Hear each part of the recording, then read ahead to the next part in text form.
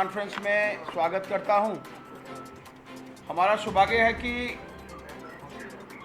हमारे मध्य में आज केंद्रीय मंत्री माननीय जितेंद्र सिंह जी जो हम सबसे मुखातिब होंगे, मेरे साथ मंच पर आसीन कविंदर गुप्ता जी, हमारे पूर्व डिप्टी सीएम डॉक्टर नरेंद्र जी, हमारे मंत्री और विधायक आरएसपुरा से और बाहू से हमारे विधायक विक्रम जी, मैं डॉक्टर साहब से प्रार्थना करना चाहूँगा कि आप सबके साथ इस प्रेस कॉन्फ्रेंस के माध्यम से मुखातिब होंगे। ये जो प्रेस कॉन्फ्रेंस है, मुख्यतः रूप से हम सब जानते हैं कि एक काला धब्बा, अगर हम लोग भारत के इतिहास की बात करें, इमरजेंसी के रूप पर हम सबके ऊपर थोपा गया 25 जून 1975 और आज 50 वर्ष पूर्ण हुए हैं। हमारे साथ बैठे हुए हमारे पूर्व उप मुख्यमंत्री कविंदर जी, पार्टी के राष्ट्रीय मंत्री डॉक्टर नरेंद्र सिंह जी, हमारे विधायक विक्रम रंधावा जी। जैसा कि अभी अध्यक्ष जी ने बताया कि दोस्तों, इमरजेंसी के मौजू को लेकर के ये प्रेस वार्ता आयोजित की गई है, तो बहुत लंबा समय ना लेते हुए सीधा चर्चा पे आते हुए सबसे पहले तो ये सवाल उठता है कि ये हम इमरजेंसी की बातचीत, ये चर्चा कर क्यों रहे हैं।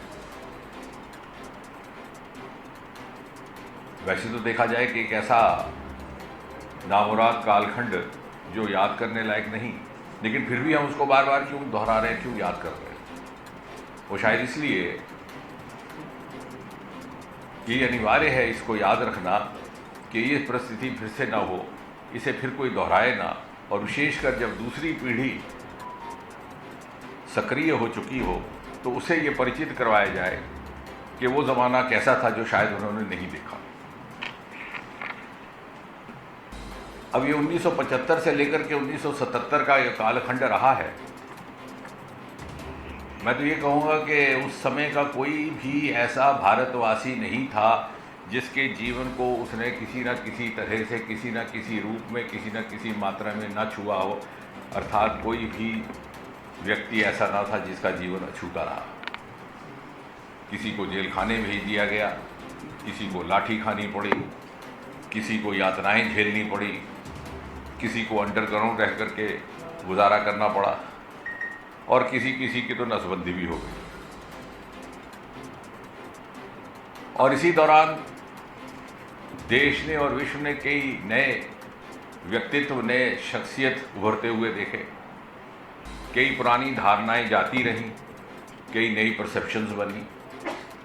जयप्रकाश नारायण जो आज़ादी से पहले के नेता थे, एक नए अवतार में प्रजातंत्र के रक्षक बनकर के सामने आए, और उन्होंने एक बड़ी महत्वपूर्ण बात कही कि मुझे आज तक जनसंघ और राष्ट्रीय सेवक संघ को लेकर के जो गलतफहमी थी वो दूर होती रही। जब नानाजी देशमुख ने अपना हाथ आगे करके उन पर बरसने वाली लाठी से उनको बचाया, ये कहते हुए कि इस समय देश को मुझसे ज़्यादा आपकी ज़रूरत है। अटल बिहारी वाजपेयी एक वक्ता के रूप में, एक मास लीडर के रूप में क्षितिज पर पहली बार जिस बुलंदी से चमके, ऐसे पहले ना था। अखिल भारतीय विद्यार्थी परिषद के अरुण जेटली जी रातों रात नेशनल यूथ आइकॉन बन गए। चंद्रशेखर, जिन्हें पहले यंग टर्क कहा जाता था कांग्रेस पार्टी में, उनका कद रातों रात इतना ऊंचा गया कि वो बाद में जनता पार्टी के अध्यक्ष बने। किसी न किसी तरह से हर एक के जीवन में परिवर्तन आया। हम सब लोग भी तब, मैं तो नया नया कॉलेज में गया था, और जिस हॉस्टल में मैं रहता था उसके सामने वो संघ की एक शाखा लगती थी, जैसे युवा शाखा कहा करते थे। और मैं तो नहीं जाता था शाखा में, क्योंकि सुबह सुबह 8 बजे हमारी क्लास लग जाती थी। लेकिन जो हमारे आगे पीछे से हमारे सीनियर्स थे, वो मेरे ही कमरे में अपने कपड़े बदलते और जाते। और एक दिन जब उनका आना अचानक बंद हो गया तो हमने समझा कि कोई कॉलेज का टूर वूर आया होगा। लेकिन 2-1 दिन के बाद एक सीनियर अधिकारी आए संघ कार्यालय से ये कहने के साहब उनका मत पूछिएगा किसी को, क्योंकि आपकी गैर मौजूदगी में शाखा पर छापा पड़ा और सबके सब जेल खाने चले गए। और आज जो लोग कहते हैं कि पत्रकारों पर किसी तरह से दबाव है, वो शायद इसलिए कहते हैं कि उन्होंने कोई ज़माना नहीं देखा। इस तरह का आयोजन होता तो एकदम यहाँ छापा पड़ता और आपको उठा करके ले जाते, ना घर वालों को पता रहता ना दफ्तर वालों को। इसलिए कि पिछले 2-3 दिन में, जैसे अध्यक्ष जी ने कहा, देश भर में ये अभियान भी चल रहा है, ये चर्चाएं भी हो रही हैं, आपने बहुत सारी बातें सुनी भी हैं, समाचार पत्रों में पढ़ी भी हैं, बहुत बार दोहराई भी जा रही हैं। और इसलिए मैं कोशिश ये करूँगा to present a different perspective, बगैर वो दोहराए हुए जो आप पिछले कुछ एक दिन से बार बार सुनते रहे, कि उसके पीछे की मानसिकता क्या थी जिसने इमरजेंसी जैसा परिस्थिति को जन्म दिया, द जेनेसिस ऑफ इमरजेंसी। और जिन लोगों द्वारा इमरजेंसी लगाई गई है, जिस संगठन के द्वारा इमरजेंसी लगाई गई, उसके पीछे की सोच क्या थी। और अगर एक वाक्य में कहा जाए, emergency was a cumulative outcome of the legacy of Congress Party right from the date of its birth, which was 28 December 1885, जब A.O. ह्यूम ने इस दल की स्थापना की। वो स्वयं एक रिटायर्ड सिविल सर्वेंट थे और उनकी मंशा थी to create an exclusive club of the retired British officers and the new elite of Indians emerging after Macaulay's English education। यानी कहीं भी कांग्रेस पार्टी के संस्कारों में जन्म से ही ना ही मातृभूमि के प्रति समर्पण की भावना थी, ना ही मातृभूमि के लिए त्याग, और ना ही कोई प्रतिबद्धता। और उसके डीएनए में प्रारंभ से ही परिवारवाद भी था, मोतीलाल नेहरू से लेकर के अभी तक चल रहा है। अवसरवादिता भी थी, अथॉरिटेरियनिज्म भी था, और निजी स्वार्थ और राजनीतिक स्वार्थ के लिए देश हित को पीछे रख करके स्वयं को प्राथमिकता देने की प्रवृत्ति भी थी। अब आज का युग तर्क का युग है, ये भी ना लगना चाहिए कि सारे भाजपा वाले ये कह रहे हैं तो ये भी कह गए। So I have learned not to speak without evidence। और मैं ये दावे के साथ कह सकता हूँ कि चाहे कितनी भी बार कांग्रेस पार्टी संविधान की किताब लेकर के ढिंढोरा पीटे, और चाहे कितनी भी बुलंद आवाज़ में अपने आप को स्वतंत्रता के सेनानी कहें, कांग्रेस ने कभी भी आज़ादी की मांग नहीं की। और ये बहुत सारे लोगों के लिए नई बात होगी, but I am saying this with all the confidence at my command. 1930 तक कोई एक दस्तावेज नहीं, कोई एक रेजोल्यूशन नहीं जहां कांग्रेस ने ये मांग की हो कि भारत को स्वतंत्र किया जाए या इंडिया डिमांड्स कंप्लीट इंडिपेंडेंस। यहां तक कि 1930 में भी अगर कांग्रेस पार्टी कोई मांग रख रही थी तो रख रही थी home state, home rule, home dominion, अर्थात हमारे अधिकारी हों और हमारे अधिकारियों के बीच home dominion ruled by a governor general and a governor general appointed by British empire. और 1930 का वो वर्ष था, शायद नए लोगों के ध्यान में ना हो, जबकि भगत सिंह पर ट्रायल चल रहा था लाहौर में, और रोज़ अखबारों में इसकी खबरें पढ़ने को मिलती। देश भर में नौजवान उत्तेजित था और भगत सिंह का यही इल्ज़ाम था कि उसने पूर्ण स्वतंत्रता की मांग की थी। और उस समय भी कांग्रेस होम रूल की ही मांग कर रही थी। पहली बार ऑफिशियली कांग्रेस की जो रेजोल्यूशन आई है जिसमें मांग की गई है इंडिपेंडेंस की, that was the Lahore session 1931। वो भी जैसे मैंने कहा कि अवसरवादिता की राजनीति, इसलिए कि सारा 1900 उसी अधिवेशन, जो अधिवेशन मार्च 23 से लेकर के मार्च 26 तक 1931 में हुआ, उसके ठीक 3 दिन पहले मार्च 21 को भगत सिंह को रात के अंधेरे में फांसी लगा दी गई थी। सारा देश भटक उठा था, नौजवान बाहर निकल आए थे, सड़कों में उपद्रव हो रहे थे, कॉलेजों में आगजनी हो रही थी, और कांग्रेस पार्टी को ये लगा कि वो अलग थलग पड़ जाएगी अगर वो इस बात को समझ ना पाए। और पहली बार भगत सिंह की फांसी के बाद जो अधिवेशन हुआ है लाहौर में, उसमें रेजोल्यूशन में लिखा गया कि वी डिमांड इंडिपेंडेंस, अर्थात केवल 17 बरस बचे थे आज़ादी को। अगर ये भी मान लिया जाए कि कांग्रेस पार्टी ने आज़ादी की जंग लड़ी है तो केवल 17 बरस, और वो भी 17 बरस ऐसे कि जब धीरे धीरे ये समझ में आने लग गया था कि अब आज़ादी करीब है। और अगर आप उससे पहले जाएं, आज से 120-24 साल पहले 1901 में मदन लाल डींगरा, जिनका अक्सर जिक्र नहीं होता इतिहास में, उन्होंने लंदन में एक अंग्रेज हुक्मरान साइरस विली की हत्या की थी। उन पर मुकदमा चलाया गया और उनको फांसी की सजा सुनाई गई। कांग्रेस पार्टी ने ना इस फैसले का विरोध किया, ना उनके लिए अपील की, बल्कि रेजोल्यूशन पास करके इस बात की निंदा की कि जो मदन लाल डींगरा ने काम किया है ये उचित नहीं है। और बदकिस्मती से गांधी जी ने भी कांग्रेस की इस रेजोल्यूशन का समर्थन किया था। This is all on record, अगर आप आर्काइव्स में जाएं। मदन लाल डींगरा जितनी देर जेल खाने में रहे अपनी फांसी के इंतजार में, उनसे कोई मिलने नहीं गया। ये 124 साल पुरानी, कांग्रेस तो दूर रही, वो तो ऑफिशियली इट वॉज अगेंस्ट। एक व्यक्ति सिर्फ जो उनको जेल खाने में मिलने गया, उसका नाम था वीर सावरकर। वही वीर सावरकर जिसको कांग्रेस पार्टी कहती है कि वो स्वतंत्रता सेनानी नहीं थे, हम थे। वीर सावरकर उस समय भी स्वतंत्रता का जंग लड़ रहे थे, जबकि कांग्रेस पार्टी औपचारिक प्रस्ताव पारित करके स्वतंत्रता की शब्द को इस्तेमाल करने से चूक कर जाती थी। कहा कि आखिरी 17 बरस तो वो थे कि जब सबको लगने लगा था कि अब आज़ादी आने लगी। और फिर भी क्या हुआ, सन 1946 में जब अध्यक्ष मौलाना अबुल कलाम आज़ाद थे और नए अध्यक्ष का चुनाव हो रहा था, ये तय हो चुका था कि जो भी कांग्रेस का नया अध्यक्ष होगा वही आगे चलकर स्वाभाविक तौर पर प्रधानमंत्री का पद भी संभालेगा। गांधी जी ने अपील की कि सब नेहरू को वोट दें, नेहरू का समर्थन करें।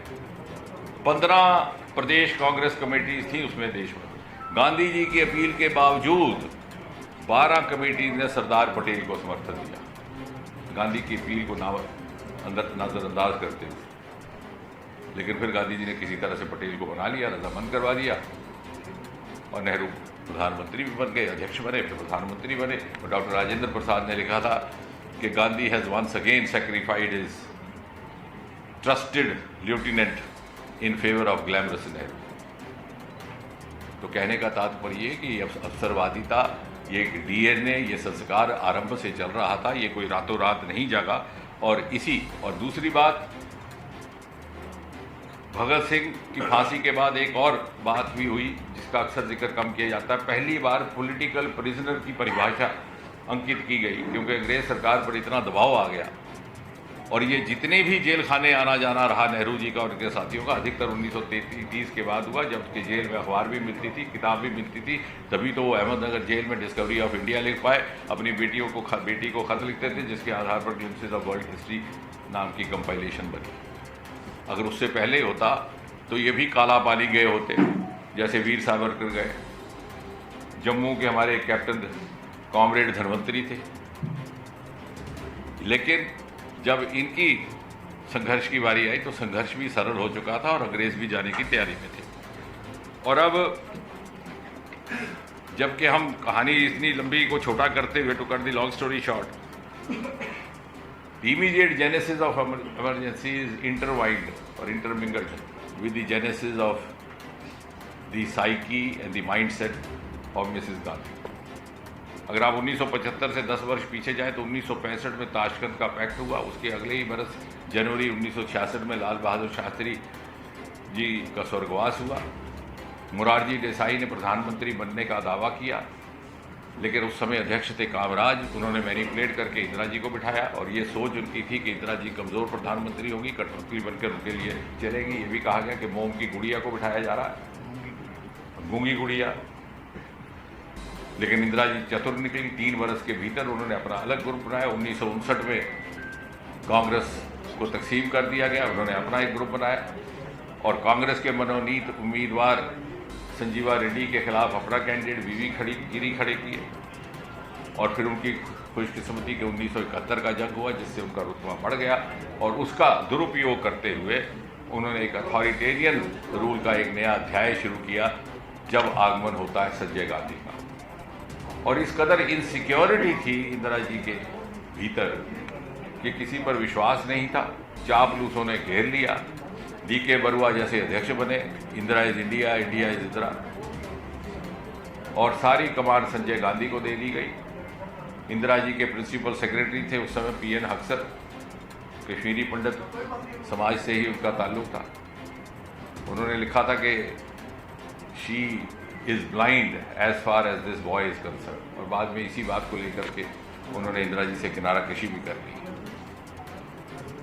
और फिर 1-2 साल के भीतर ही ऐसा घटनाक्रम शुरू हुआ। 1974 में स्टूडेंट मूवमेंट हुआ, गुजरात और बिहार से शुरू हुआ। उसी साल जॉर्ज फर्नांडिस की रेलवे एजिटेशन शुरू हुई। 1975 के आरंभ में गुजरात का इलेक्शन कांग्रेस पार्टी हार गई। And the turning point was the Allahabad high court judgement, जो 12 जून 1975 को हुई। और उसके बाद जेपी ने जो अपना जो मूवमेंट 1974 का था उसको ज़रा और तीव्र गति दी और इनके त्याग पत्र की मांग की गई। सिंहासन खाली करो, जनता आती है, ये नारा दिया रामधारी सिंह दिनकर का। और 25 जून को इत्तेफाक से युवा छात्रों के रूप में, एक बालक के रूप में हमें भी पहली बार वाजपेयी जी का भाषण सुनने को मिला, जब उन्होंने बड़ी शायराना अंदाज में कहा था कि जागने का समय है, घरों में गृहणियाँ जागें, सीमाओं पे सेनानी जागें, हर नागरिक देश का जाग उठे, ये समय आया है। और उसी रात इमरजेंसी की घोषणा की गई। राष्ट्रपति फखरुद्दीन अली अहमद को नींद से जगा करके, और फिर कोई कचहरी ना जाए तो उसके लिए 38th अमेंडमेंट लाया गया। उसके बाद सीरीज ऑफ अमेंडमेंट, जिसमें सबसे ज़्यादा नोटोरियस अमेंडमेंट रहा 42-43, जिसके अंतर्गत सेकुलर और सोशलिस्ट शब्द जोड़ दिए गए। कल ही दत्तात्रेय जी ने एक गोष्ठी में मांग की है कि इनको हटा दिया जाए। और उसी के अंतर्गत विधानसभाओं का और लोकसभा का अवधि काल 5 साल से बढ़ा करके 6 साल कर दिया गया, क्योंकि इंदिरा जी के पास ऐसी इंटेलिजेंस रिपोर्ट थी कि अधिकतर राज्यों में कांग्रेस की सरकार थी कि अभी वातावरण अनुकूल नहीं है। अब जम्मू कश्मीर में कैसा उसका दुरुपयोग हुआ, इसकी भी चर्चा कम की जाती है। यहाँ पर नेशनल कॉन्फ्रेंस की सरकार थी, जो ही अवधि काल 6 साल किया गया, तुरंत शेख अब्दुल्ला सरकार ने जम्मू कश्मीर विधानसभा का कार्यकाल भी 6 साल कर दिया। लेकिन 3 ही बरस के बाद जब मोरारजी भाई प्रधानमंत्री बनते हैं तो इस प्रावधान को रिवर्स किया गया। देश की सारी विधानसभाओं का कार्यकाल पुनः 5 साल कर दिया गया, लेकिन उस समय 370 का दुरुपयोग करते हुए उस कानून को नहीं अपनाया गया। और 5-6 अगस्त 2019 तक, जब तक अनुच्छेद 370 चला, जम्मू कश्मीर विधानसभा का कार्यकाल 6 साल चला। यानी यहाँ की तत्कालीन सरकार ने इमरजेंसी के प्रावधान का भी दुरुपयोग किया और 370 को उसके जोड़ करके डबल मिसयूज कैसे की जाती है, इसकी एक मिसाल पेश की। और इसलिए बहुत समय ना लेते हुए, अब इमरजेंसी तो चली गई है, लेकिन ये इस तरह की गोष्ठियाँ करने का एक बहुत बड़ा मकसद ये है कि वो मेंटेलिटी, वो माइंडसेट, वो भी जिंदा है। जैसे आखिरी सीन में राज कपूर ने आवारा में कहा कि मुझे तो सजा दे रहे हैं आप, लेकिन जिस गटर से मैं निकल के आया वो गटर अभी भी है और उसके किनारे अभी भी बच्चे पल रहे हैं।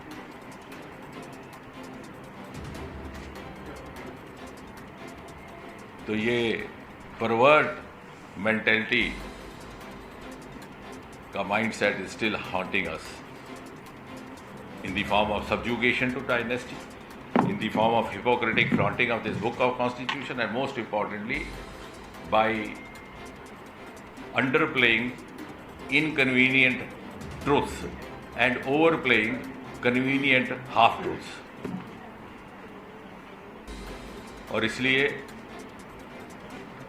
आखिर में हमारा यही संदेश रहेगा कि अगर हमने इस प्रजातंत्र की यात्रा को इसी तरह से जारी रखना है, if the march of democracy has to move uninterrupted to the pedestal of Viksit Bharat, then it is imperative and important to check emergency and to check that mindset which, when faced with public dissent, has the tendency to throttle the channels of democracy. और इसको हम भूल नहीं सकते, हम भुलाने देंगे भी नहीं। अगली संतान, अगली नस्लों को याद कराते रहे कि अंग्रेजी में ये कहावत है, don't white wash the stigma lest we forget. अगर दीवार पर कोई दाग लगा के जाता है तो जल्दी में उसे मिटाने की कोशिश ना करिए, ताकि वो दाग आपको याद करवाता रहे, आपको सतर्क करता रहे कि ये बदनुमा काम करने वाला कौन था, हम उससे आगाह रहेंगे। धन्यवाद। डॉक्टर साहब 50 साल पूरे होने पर इमरजेंसी के आज संविधान हत्या दिवस मनाया जा रहा है, तो आरएसएस के सरपरवाहक हैं दत्ता हो बोले तो माफी मांगनी चाहिए। तो निश्चय ही उसमें तो कोई, मुझे नहीं लगता कोई दो राय है। दत्तात्रेय जी ने ही ये बात भी रखी है कि जो 42 संशोधन के बाद सेकुलर और सोशल शब्द, क्योंकि ये बाबा मजहब की देन नहीं है, तो doctor Ambedkar has produce one of the best constitution in the world. अगर वो उनकी सोच नहीं थी तो भला किस सोच के साथ ये शब्द जोड़े गए? Doctor Saab, RSS leader has demanded that both these words should be removed from the preamble of the Constitution. Does the BJP endorse his statement? No, I think any right-thinking citizen will endorse it, because everybody knows that this is not the part of the original Constitution which was written by Dr. Ambedkar and the rest of the committee. So BJP also wants removal. I am saying even you want. Who doesn't want? Every right-thinking citizen. This is not the question of BJP versus non-BJP. It's the question of preserving the democratic values, preserving the constitutional values. Method of introduction. And those who are flaunting the constitution book are actually the biggest violators of the constitution. So is the BJP going to bring a bill in the parliament? I didn't say that. I am not accredited to say that. And I don't talk out of turn. Doctor साहब, कांग्रेस ने कहा है कि 50 साल पहले जो गलती की है, हमने इसके लिए माफी मांगी है। माफी नहीं मांगी, बल्कि अभी भी वही मानसिकता चल रही है। अभी भी वही मानसिकता चल रही है। ये जो आप देख रहे हैं हर रोज जिस तरह के उनके बयान आ रहे हैं, मुझे नहीं लगता कि उसमें कहीं माफी की झलक है, और ना ही किसी अधिकृत अधिकारी ने ऐसा कहा भी नहीं है। बल्कि उल्टा उनके अध्यक्ष जी ने परसों ही कहा कि साहब ये जो भाजपा का अभियान है ये निराधार है, क्योंकि इंदिरा जी तो बाद में जीत करके आ गई। अब इंदिरा जी 1980 का चुनाव जीती, बहुत अच्छी बात है। 1971 का चुनाव जीती, बहुत अच्छी बात है। लेकिन चुनाव जिताने वालों ने उनको ये मैंडेट तो नहीं दिया था ना कि वो उनका दमन करें या उनका इमरजेंसी लगाए। ये अलग अलग विषय हैं दो। डॉक्टर यूपी में यादव कथावाचक के ऊपर बहुत बवाल मचा हुआ है। 21 जून को इटावा में यादव कथावाचक जो कथा कर रहे थे, उसको लेकर लोगों ने जो है ऐतराज। आज हमारी